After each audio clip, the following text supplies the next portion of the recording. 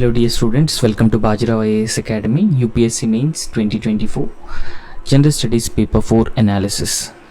So this will be the last session, and by this session we'll try to discuss all remaining case study questions. And you all knew that from past 2 lectures we have been discussing case studies which were asked this year mains examination.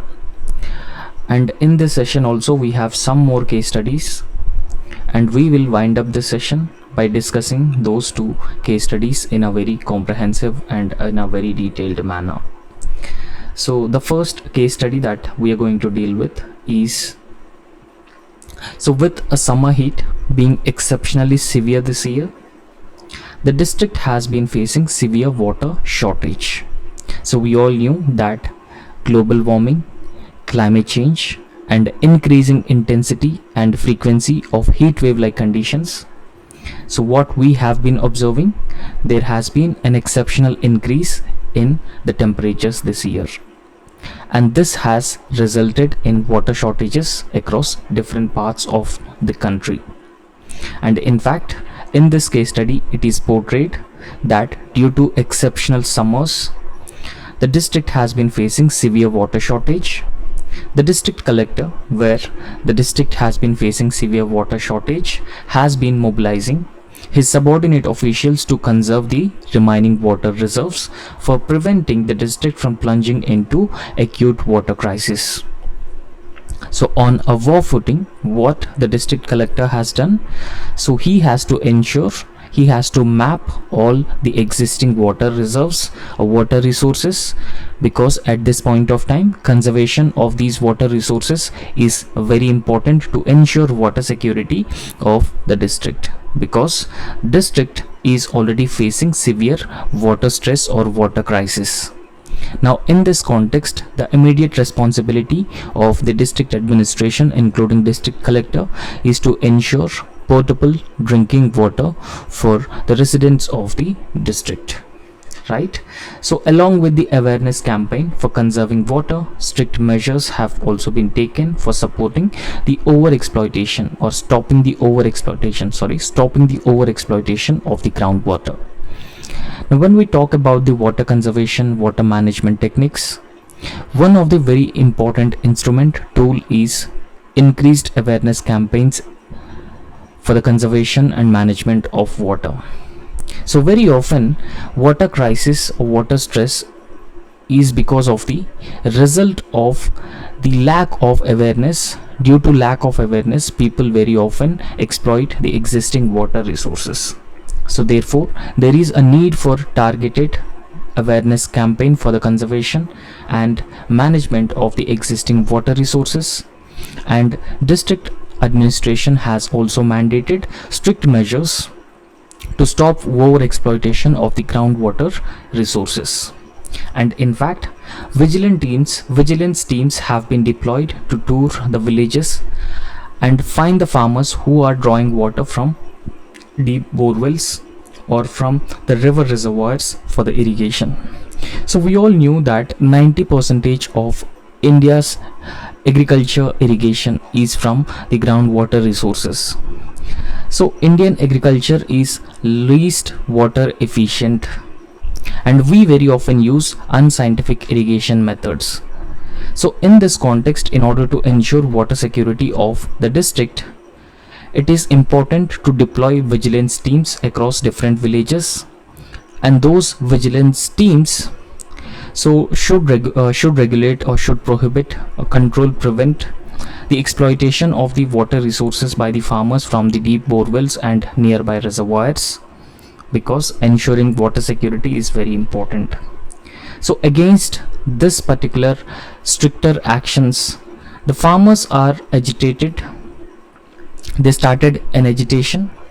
A delegation of farmers meets district collector with their issues and complains that while they are not being allowed to irrigate their crops, big industries located near the river are drawing a huge amount of water through deep borewells for their industrial processes, right? So despite the district administration ensured that farmers don't exploit the water resources, don't extract the water resources from the bore wells or the nearby reservoirs. But it is came to the notice that the industries have been using a large amounts of water through deep bore wells for their industrial processes. And in fact, the farmers are also started alleging that their administration is anti-farmer and administration is also corrupt. So these allegations are leveled by the farmers against the district administration. And in fact, so farmers have also alleged that they were being bribed by the industry. So the district needs to placate the farmers as they are threatening to go on a prolonged protest. However, at the same time, the district collector has to deal with the water crisis that the district residents have been facing, and the industry cannot be closed as this would result in a large number of workers being unemployed. So on the pretext of industries using water resources, so if the district administration takes a strict action against these industries, that would lead to industries either shutting down their operations or reducing the operations, or reducing the way they are operating.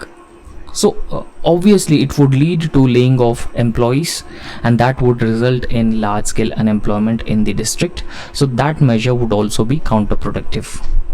Now in this context, what should be the way forward? So based on this particular question, there are some case studies also given, right? So what are those questions which were given in the case study? So first, discuss all options available to the district collector as a district magistrate, right? So you have to discuss the options available to the district collector as a district magistrate. So I hope you have understood this case study.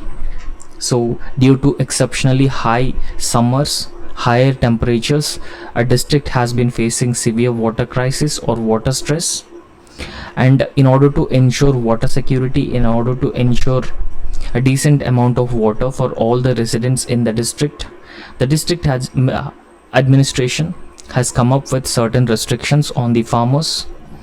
So farmers cannot use the water resources or exploit the water resources, the scarce water resources, and this led to farmers protesting in large scale against the district administration, because it would lead to the failure of the crops, and it would also lead to the farmers incurring a huge losses. So they are already in debt, even though those details were not mentioned, but this could be one of the reason for the agitation of the farmers, a farmer protest. But on the other hand, farmers are also accusing, or they are also making allegations against the district administration that the district administration has been taking bribes from the industries, because industries are also using a huge amount of water from the underground reserves or reservoirs. Now in this context, in the introduction, you need to briefly describe this case study, right? So how can you briefly describe the case study? So district collector, in this particular situation, district collector must navigate the delicate balance between conserving water resources and also addressing farmers' concerns, right? So it is all about the livelihoods of the farmers, income security of the farmers. So there should be a delicate balance between conservation and management of the existing scarce water resources and also addressing farmers' concerns.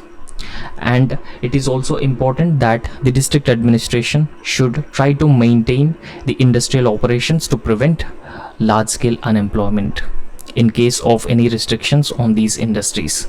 So that's how you can actually sum up this case study in the introduction, so that the examiner can understand, right? So you have understood the case study and you're going to proceed to answer those questions which are given just below the case study. So you need to discuss the options which are available to the district collector. Now firstly, the district collector should start negotiating with the farmers. So it is very important that the district collector should use emotional intelligence. He should be empathetic towards the farmer's cause, but at the same time, the district collector should be able to clearly explain the reason for restrictions on the farmers to use water resources. And in fact, the district collector should also convey the proposed solutions for this water crisis or water stress, and if there are any alternative arrangements for the farmers, the district collector should also convey all these things and immediately try to bring the situation under control. Otherwise, it could become a mass movement, a mass protest against the district administration, because if farmers in large numbers starts protesting, it may take a violent turn. So that could be counterproductive at any point of time. And secondly, mediate between farmers and industry. So it is also very important that the district administration, particularly the district collector, must mediate between farmers and industry. So in order to do so, the district administration should organize a joint meeting, and in that particular joint meeting, representatives from both farmers organizations as well as industry should present, and they should discuss each other's concerns and potential solutions for the same. So dialogue is the only way, and sitting together peacefully, discussing the grievances, finding out the solutions is the way to address any problem that the farmers and even the residents of the district have been facing. And after that, it is very important that the district administration should immediately focus on water conservation and water management techniques, because due to higher summers or exceptionally high summers, global warming, climate change, it is high likely that in coming years also this district will face a huge water scarcity and water crisis, and this situation may result in a large scale violence in case if it erupts in future. So therefore, it is very important that district administration, along with the community participation, large scale community participation, should ensure that there should be a large scale public awareness campaign, and also incentivizing water harvesting techniques and water management and watershed management, rainwater harvesting methods and micro irrigation techniques, particularly drip irrigation, sprinkler irrigation. So all these things have to be ensured in the village or across all the villages in the district, since this district might be a drought prone district. And apart from that, it is also very important to reallocate the water resources. So there is a need to map water scarcity across all villages in the district. So based on the need of water, or based on the acute or excessive water scarcity, the water resources have to be distributed between agriculture and industry, prioritizing drinking water supply. So drinking water to the residents of the district should be the prime priority, and then the district administration should think about allocating or distributing water resources for both agriculture and industry. And since farmers have made or they have leveled allegations against the district administration that they have taken bribes from the industry, so there is a need to inquire or investigate the corruption allegations, and the district collector should order an internal inquiry and also request external audit of water allocation. So that ensures transparency and accountability, and that also helps strengthen the trust and confidence of public over the district administration, and in future such situations can be prevented. And there is also a need to engage with the higher authorities, because higher authorities always have the material, they have the experience. So it is important to seek guidance and additional resources for the state government, so that ensures that this situation may be solved in a peaceful and most amicable manner. So there is a second question as well. So what is this question? So what suitable actions can be taken in view of mutually compatible interests of stakeholders? Now what does it mean when I say mutually compatible interests. So here, due to water scarcity, there is a less water resources or a minimum water resources, existing water resources. Industries need water resources to continue their operations. Agriculture also require irrigation, because most of the crops may be a standing crop, right? So in order to sustain the standing crop, in order to prevent the large scale losses that farmers could incur, it is very important that irrigation should also be prioritized. And apart from that, most importantly, drinking water needs of the residents of the district should also be prioritized. Now in this context, so there are competing interests between different stakeholders, and in this context, how water resources should be allocated, so that is a prime question. Now in this context, it is very important that there is a need to mediate between farmers and industry, right? So for that, organize joint meetings to seek voluntary water use reductions and also find mutually agreeable solutions for both industry as well as the farmers. And industries and farmers should also make sure that they never use the water resources unnecessarily, right? So it is also very important that they use water resources in a wiser and much more efficient manner. In order to do so, it is very important that the district administration should negotiate with both industry and the farmer groups, and the district administration should explain the situation and the water scarcity and how it could create a large scale trouble for the district. And that's how a district administration could actually compel different stakeholders with competing interests. And secondly, so it is also very important to reallocate the existing water resources in order to ensure that the existing scarce water resources are allocated in an equitable manner. So there is a need to adjust water distribution between agriculture and industry, and priority must be given for drinking water supply and essential irrigation needs in case the crop is a standing crop, in order to prevent a large scale crop failures. And as we have already discussed that this particular district may face drought like conditions and water scarcity in future as well. So therefore, in order to prevent such large scale water scarcity and water stress, in order to avoid such events taking place in future, it is also very important that the district administration should adequately focus on improving infrastructure.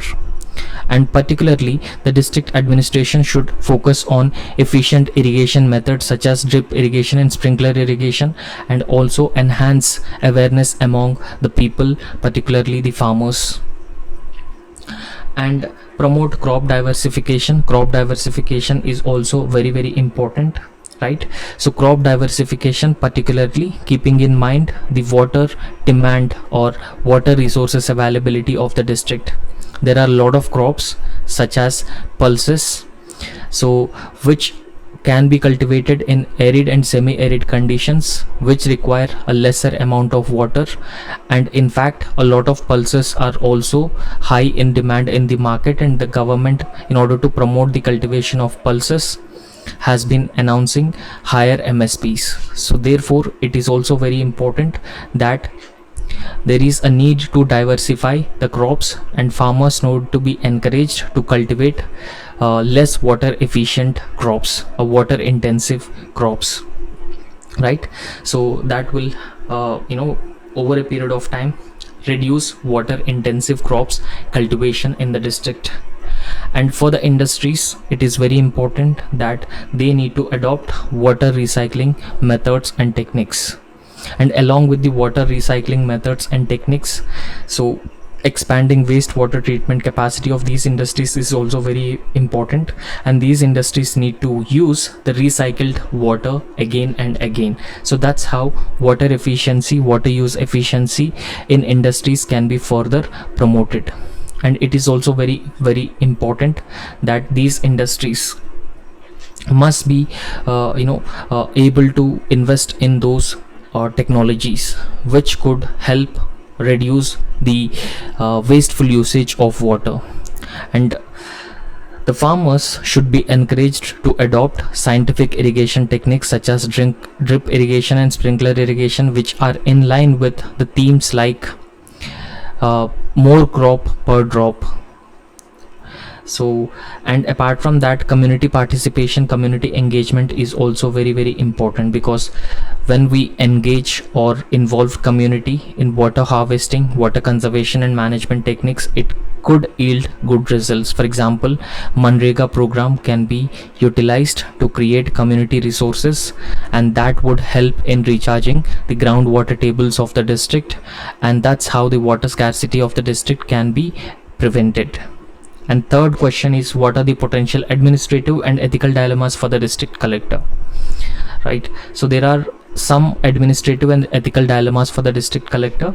So you can divide this question into two parts. In the first part, you just write what are the administrative dilemmas that the district collector has been facing, and second part, you need to write the ethical dilemmas that the district collector will be facing.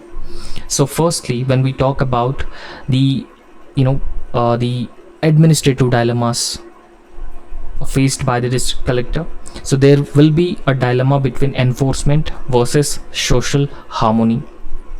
Right, so this is one of the key dilemma, enforcement versus social harmony. So implementing restrictions without causing any unrest. For example, the district administration has already came up with certain restrictions on the farmers. So therefore, in order to ensure that the water resources are adequately allocated to the residents of the district, in order to avoid the large scale water scarcity, the district administration must implement those restrictions. However, these restrictions should not cause any unrest. And second dilemma will be between agriculture versus industry. So which should be favored, or which one should be prioritized? And here industry has been using huge amount of water resources, but on the other hand, there are clear restrictions on the agriculture and the farmers to use water resources.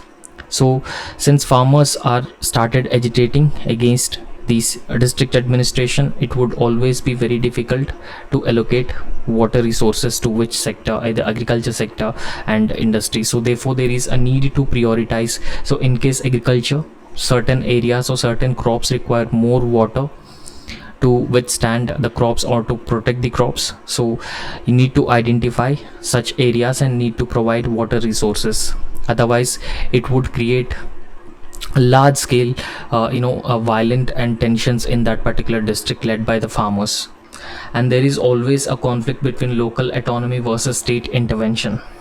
So when we talk about the ethical dilemma between local autonomy and state intervention, deciding when to seek higher authorities assistance is also a dilemma that district collector will face, right? So in case if district collector don't respond to the existing situation, so there will always be a criticism from the higher authorities, from his superiors, that why he did not talk to the state, talk to the higher authorities requesting state intervention. So there will always be a conflict, a dilemma which is existing in district collector. And so there are certain ethical dilemmas also that the district collector will be facing. So one such ethical dilemma will be transparency versus stability, right? So since the agitating farmers have been leveling allegations against the district administration that the district administration is corrupt and it has been taking bribes from the industries, and it has been allowing the industries to use a huge amount of water when this right has been deprived for the farmers. So therefore, addressing corruption claims without undermining public trust is a major ethical dilemma that the district collector will face. And secondly, environmental protection versus economic growth, right? So the district has been facing acute water crisis, water shortage and water scarcity, and industries continue to utilize a huge amount of water. They continue to extract a huge quantities of underground water resources, so that could impact the environmental sustainability. So that is against the environmental sustainability principles. but it is very important that in order to maintain the economic growth of the district, in order to protect the livelihoods of the people who are engaged in those industries, so the industries should not be restricted. Too many restrictions on the industries would lead to the laying off of the employees who are workers who are working on those industries. So there will be always a conflict, a dilemma between the environmental protection versus economic growth. Thirdly, individual rights versus collective welfare. So this will also be an ethical dilemma. So weighing farmers' needs against the broader public interest would also be an ethical dilemma that the district administration would always face. Now, in conclusion, it is very important that you need to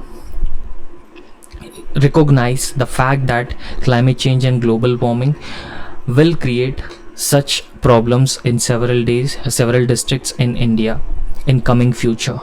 So therefore, it is very important that the district administration along with the state and central government should come up with appropriate interventions to increase infrastructure, to increase awareness, enhance awareness about water conservation, water management and water harvesting techniques. And this can be achieved by large scale community participation or large scale community engagement. So that's how you can conclude this particular case study. So we'll discuss the second case study, right? So second case study is Dr. Srinivasan is a senior scientist working for a reputed biotechnology company, so known for his cutting edge research in pharmaceuticals, right? So Dr. Srinivasan is a senior scientist and he is working for a reputed biotechnology company. And in fact, Dr. Srinivasan is well versed in cutting edge research in pharmaceuticals. So Dr. Srinivasan is heading a research team working on a new drug which is aimed at treating a rapidly spreading variant of new viral infectious disease. And in fact, so this disease has been rapidly spreading across different parts of the world, and cases reported in the country are also increasing day by day. However, there is a huge pressure on Dr. Srinivasan's team to expedite the trials, right? So, whenever any drug is, made for any disease, so before it is introduced as a medicine for a particular disease in the market, it is very important that that particular medicine should go through a number of clinical trials to test its efficacy, test its potency and side effects, right? So expedition of expedite the trials for any drug, so that could lead to a potential side effects, right, compromising efficacy and potency of that particular drug. So it could create large scale problems. So there is a huge pressure on Srinivasan's team to expedite the trials for the drug, as there is a significant market for it. So there's a huge market for it. So because there is no such drug in the market as of now, and the company wants to get the first mover advantage in the market. So during a team meeting, some senior team members suggest some shortcut for expediting the clinical trials. So expediting the clinical trials essentially means that there is a proper procedure. There is a proper procedure to conduct clinical trials one by one, and either cutting down the time, the duration to introduce the medicine, or skipping some clinical trials for that particular medicine, introducing the medicine as early as possible in the market. So all these things would be done, and they are discussing this in a team meeting for the drug and for getting requisite approvals. And these methods of expediting the process to introduce the medicine as early as possible in the market without actually going through a lot of clinical trials. So the procedure include manipulating the data to exclude some negative outcomes, and also selectively reporting the positive results, foregoing the process of informed consent, and using compounds already patented by a rival company rather than developing one's own components. However, Dr. Srinivasan is not comfortable taking such shortcuts. So he wanted that this medicine should go through the actual legal procedure. So this medicine should not go through any shortcuts to expedite the process, because that would result in compromising the efficacy, potency, and it would also comes with several side effects. And at the same time, he realizes meeting the targets is impossible without using these means. And now Dr. Srinivasan is clearly in a dilemma. So what should he actually do? So whether he should keep in mind the principle of professional integrity, whether he should work for a larger public health, or whether he should work for his personal interest and the interest of his team or his company. So there is a huge ethical dilemma so that is existing, or that Dr. Srinivasan has been facing. Now in this context, the first question has been asking, what would you do in such a situation? When you are in a position of Dr. Srinivasan, what will you do? Secondly, examine your options. Whatever options you have, you just examine those options and consequences in the light of ethical questions involved. And thirdly, how can data ethics and drug ethics save humanity at large in such a scenario? Right. So introduction, as I have already told you that you should briefly describe the case study. So how can you briefly describe this case study? So as we have already discussed, that Dr. Srinivasan faces a significant ethical dilemma, right? So I've already told you that Dr. Srinivasan has been facing a significant ethical dilemma, a dilemma between meeting corporate exceptions, because the corporate company has been pressurizing Dr. Srinivasan to expedite the process, and maintaining the ethical standards required in pharmaceutical research. There are certain ethical standards that Dr. Srinivasan has to uphold in pharmaceutical research. So given the stakes involved in it, it is essential to act in the interest of data integrity as well as patient safety.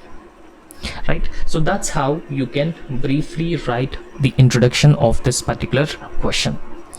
And first part of the question, what would you do in such a situation? So if you are facing such a situation, what you will do, how your response will be to this particular situation.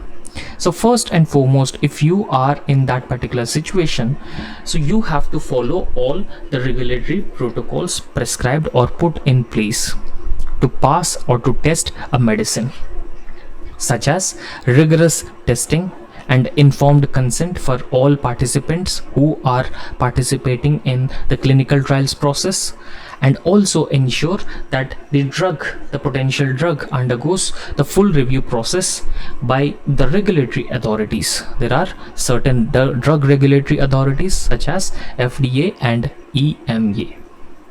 And secondly, it is also very important that if you are in a position of Dr. Srinivasan, you need to communicate with the management about the potential dangers of introducing such a drug in the market, particularly the long-term repercussions that the company may face if the authorities found out about the expediting clinical trials or any side effects on the people who have consumed these medicines, because this will be an unethical practice, and it also include potential legal liabilities on the company in future, and it would also leads to reputational damage because the company will lose the trust and confidence of the public, and it would also harm patients, and it would also create large scale public health problems.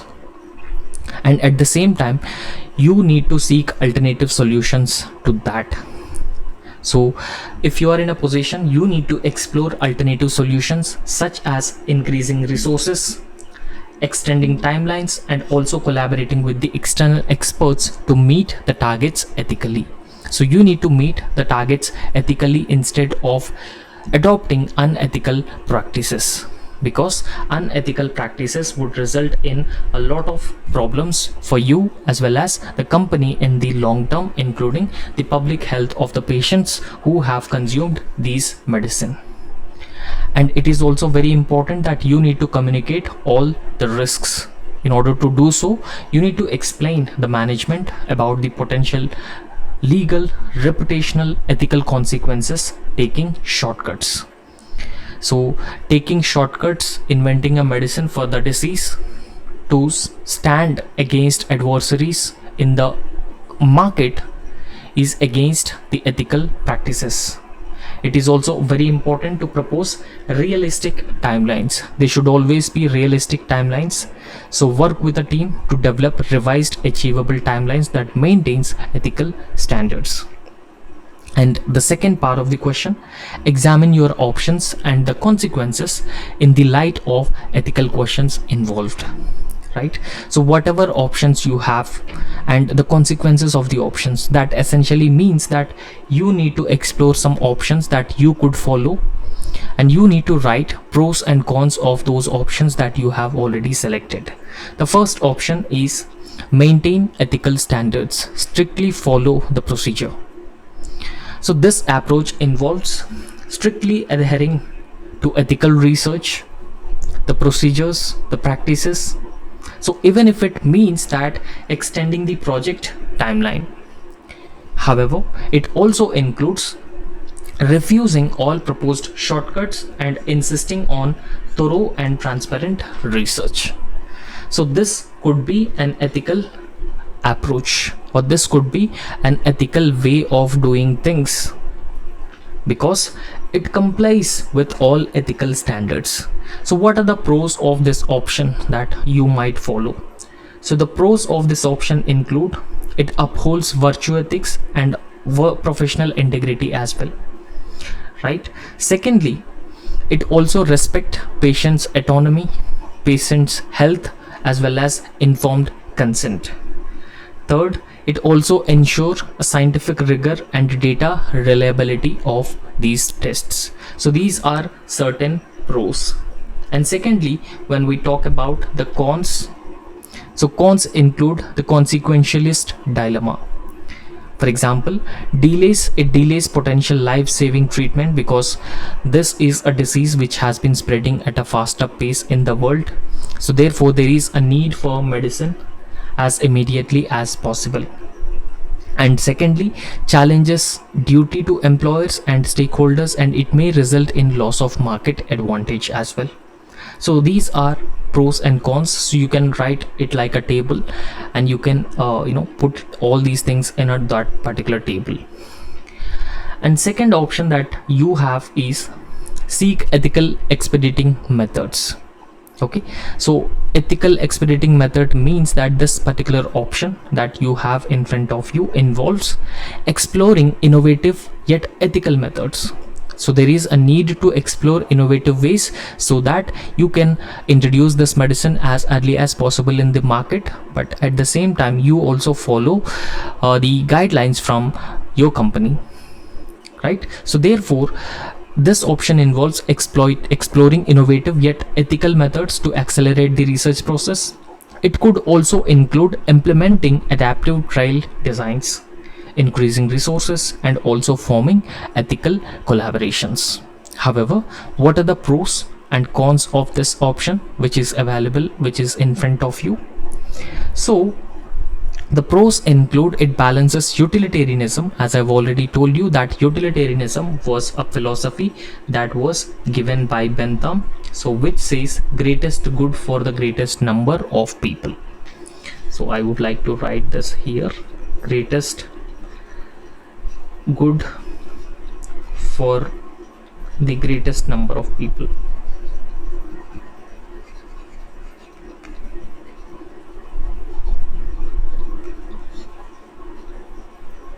So this is what Bentham has said in his philosophy of utilitarianism.